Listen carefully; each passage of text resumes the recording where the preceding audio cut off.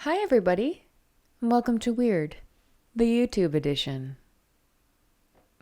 So, I am gearing up for a full length episode, but while I'm super stoked about that, I keep adventuring through these weird, strange little enclaves and nooks and crannies of the internet and finding weird shit that isn't worthy of a full episode, but I still kind of want to address it. And there's some synchronicities that I keep seeing pop up that, while it's fun to mention them within the larger podcasts that I do, I kind of want them to get their own sort of attention. One of those things that keeps coming up is tulpas, or the idea of moral panics, hysteria, things like that. I kept thinking about it while listening to last podcast on the left. Just wrapped a series on the Salem witch trials, and as someone who has lived in Massachusetts for almost their whole life, it's really interesting to me, the idea that fantastical stories that we tell ourselves and tell each other can end up having these really insane repercussions. So, on top of that being something that's really interesting to me, I am a fucking loser and I love creepypasta. Okay? Like, more than should be acceptable in a human, right? It's just like, it's dumb and it's weird. I'm also like, I have an MFA, right? From like kind of like a fancy school. Like, I don't know, fancy is a silly thing to say, but I've worked with some amazing writers, real, true storytellers, masters of their craft. But then I'm also like, oh, what's this fucking dumbass story about someone's children getting eaten and it keeps changing point of view and it's not very well written at all, but somehow I can't stop reading it. There's something fascinating about the stories that proliferate across the internet. And today I wanted to talk to you about a certain creepypasta that I think has some interactions with Tulpa. So what do you guys think? Are you into it? Do you guys want to hear me talk about creepypasta? There's other things that I want to chat about, disappearances, strange phenomena, but I think I kind of want to spend a little bit of time on creepypasta creatures. What do you think? Take a watch and let me know. So, we're going to start with creepypasta, right? We're starting one that's fairly new to me, and it's a crowdsourced one. It's a crowdsourced creation. So I'm into that aspect, right? Sort of Tulpa-ish. And no, it's not Slenderman. It's the Rake. So, you might be wondering, why did I say it's not Slenderman? Or you might have been thinking, oh, it must be Slenderman. And then I said, it's not Slenderman. And you were like, is she inside my head? And I was like, a little bit. Tiny bit. Yep. Well, the reason that I say it's not Slenderman is because I think we can all agree that the most famous creepypasta is Slenderman. So I guess in order to talk about the Rake, we have to talk about Slenderman. All right, so I keep talking about this thing called Tulpa, and people who listen to the podcast, which if you don't, please go, like, subscribe, listen. But the idea of a Tulpa is a sort of like a thought monster. And some of these creepypastas have a lot of parallels there. So while I said this is not going to be about Slenderman, I have to admit, we have to talk about Slenderman, right? So let's talk a tiny bit about that. So if you aren't aware, this is Slenderman. Actually, these two images are the first images of Slenderman. And it's interesting to think about them as the first images of Slenderman, as though it's the first time he's caught on camera. Because these were part of a contest on a forum on Something Awful for creepy paranormal images. So included with these were the captions, quote, "We didn't want to go, we didn't want to kill them, but its persistent silence and outstretched arms horrified and comforted us at the same time," 1983, photographer unknown, presumed dead. Fucking great.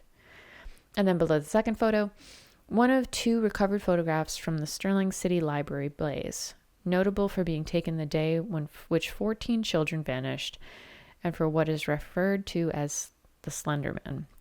Deformities cited as filmed effects by officials. Fire at library occurred 1 week later. Actual photograph confiscated as evidence. 1986, photographer Mary Thomas, missing since June 13th, 1986.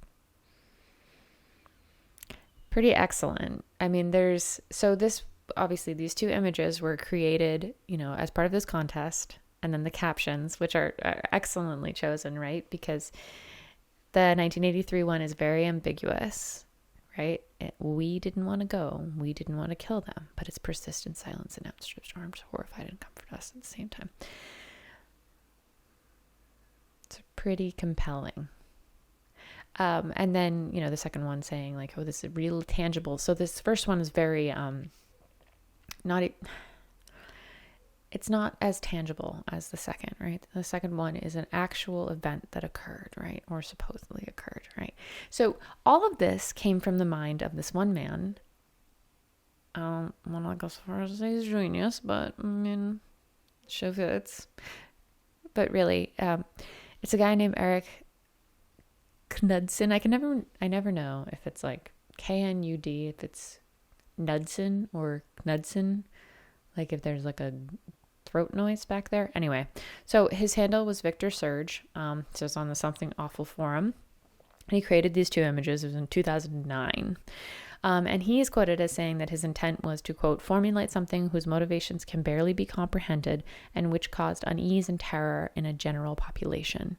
And he even in one interview called it a, quote, open source creature, which I think is super interesting. Obviously, if I'm talking about tulpas and I'm interested in talking about tulpas and thought creatures, that's so interesting. And actually, all of the interviews with Mr. Knudsen are really interesting. I do suggest that you watch them. I love primary source stuff. My podcast is mostly using primary source newspaper archives. So I am deeply into some creature, creator, internet person interviews. But the thing is that it didn't stay on the Something Awful forum. It was created to be amorphous, right? So as he said, it can't be comprehended. It causes unease and terror, but it can fit into any person's nightmare, right? And that aspect is just, that's too good to be contained. Of course, it left the confines of the Something Awful forum. So there was born Slenderman and all of his mythology. He's noted to share similar traits and motivation to other villains, and I think I'd be remiss if I didn't mention that there are parallels between, how he looks and the Men in Black that we started talking about in the Mothman episode of the podcast. There's an almost universal horror to this idea of something being human but not. It's sort of like Uncanny Valley, right? Where it's got some human aspects, it's humanoid, but there's something in it that we don't trust. It's kind of like all those, I don't know, if you're watching this, you probably occupy creepy spaces, but I've seen a couple tweets and things on Reddit and stuff where it's been like the idea of Uncanny Valley as an evolutionary trait is that at some point it, behooved us to not trust things that were almost human. And I think that's creepy and fun. I don't think there's a whole lot of scientific root to that, but it is fun to think about. It's like, why are we able to clock things as not human enough? And why does it freak us out, right? But then there's the suit that he's wearing, right? So Slenderman is this tall man in a well-tailored suit. There's an iconic aspect to it, right, with Slenderman, but the suit does crop up with other things too. Obviously, the Men in Black wear suits, and then the characters in Buffy the Vampire Slayer, the gentlemen, right, they also wear well-tailored suits. There's something creepy about the almost human, like I said, but then there's also something even more sinister when it tries to assume authority or play the part of an authoritative figure by donning a suit. it's like the next step up, right? It's trying to seem credible and trustworthy by wearing this suit, which is fucking weird. It's part of the genius of the creation of the image itself and why it was so creepy as a paranormal image. So Slenderman escapes its confines, becomes something so much bigger than anything anyone had expected, and it gained lore. Amorphous lore, much like his face, but there was lore, right? There were video games, video series, fan fiction, erotic fan fiction, shipping of Slenderman with numerous individuals, both real and fictitious. Slenderman gained power. And that's where Creepypasta sort of leaks into the idea of Tulpa. And if you haven't listened to the podcast or haven't come across the idea of a tulpa is a sort of like thought creation. It's like willed into existence through thought. There's a way more to it than that. It's so much more steeped in weird lore and theosophy and all this stuff. But for the sake of brevity, and I do want this to be brief, I'm going to leave it there. One day I will do a deeper dive into tulpas when I am more capable of addressing that topic, and we'll talk about tulpamancers. But let's just say tulpas are thought creations, right? So Slenderman and his lore eventually lead to what I'm sure a lot of you are wondering if I'm going to touch upon, and that's the very tragic case of two young girls stabbing and nearly killing another young girl under the guise of appeasing Slenderman. As I mentioned, Slenderman lore is malleable. It changes with the storyteller, and in the case of these two girls, they claimed that they believed that they needed to do this in order to keep themselves safe from Slenderman, and also if they appeased him, they would become his proxies. So that's another part of Slenderman lore that was online. Obviously, Slenderman lore was largely, it was huge. It was encompassed so much. And the girl, thank God, she survived the attempted murder. But this idea that something made up online can become the source or the focus of wrongdoing, whether based on pre-existing mental issues or otherwise, is insane to me, right? It's like an e-tulpa, crowdsourced creature. It became something that these two girls latched onto for whatever reason. And I think in my sort of totally amateur armchair capacity that the reason is potentially that Slenderman is so amorphous. He can have anything projected onto him, right? He's a blank face, but he's also like this blank slate. And that allows for this creation to be sort of the target for whatever it is that it happened inside these two girls. There's something powerful in thoughts, and there's something powerful in people coming together to create fiction and fantasy and lore. You're creating this monster based on loosely agreed upon tenets of and terms of what's most horrifying. No face, height, it's vaguely human, and then we start to branch into its behavior and what it requires of us and what it does if we don't appease it. And people wrote these things because, Slenderman is this blank slate, but people passed on the stories that were most scary and most compelling because it was sort of what we all agreed was most horrifying. So these girls latched on to things that got proliferated because they were the most horrifying. I am in no way saying that Slenderman is to blame for what happened. It would have easily been something else, someone else, another entity of their own volition, whatever. It was a convenient and, I don't want to say tailor-made, but it fit that space, and it was created to be horrifying, and it did a great job at it. It also created a lot of like really cool creations, or a lot of really cool art, Photoshop, the people that created the lore, the people that created the insane erotic fiction. There's something incredible about that amount of creation and lore building that's essentially coming from this sort of like crowdsourced entity. There's been a lot of conversation about it actually as part of folklore, how this is actually folklore. This is modern folklore. And I think that's a great point. It's not the first time that a fictional character has caused someone to do a bad thing. But I think, avoid the Noid. That was another example. And I don't think the Noid can be blamed, but so I'm not saying that Slenderman or the creators or people who wrote lore are responsible for what happened. But it is this idea that creations can lead to real life consequences.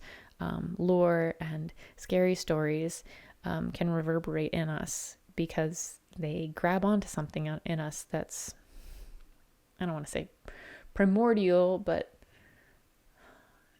there are things that as humans we are innately fearful of. And I think when we crowdsource scary creatures, we tap into that. And I think that's cool and powerful. So the similar thing happened with the rake, but I'm realizing now as I look at my camera, I have been talking for more than I wanted this video to be long. So maybe I stop there, and maybe this video does become about Slenderman. But if you liked it and you liked how I covered it in short order and would like some more short videos about creepypasta, let me know, because I would love to talk about the rake. Similar origin story. Also Poplik, or Goatman, however you want to call it.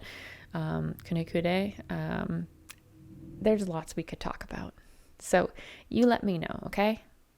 Do you want more of this? Do you want to hear about the rake? Do you want to hear about Poplik? Tell me. Leave me know in the comments, like, subscribe, find the podcast where you can find podcasts. We are Weird, the podcast. Stay strange, everybody.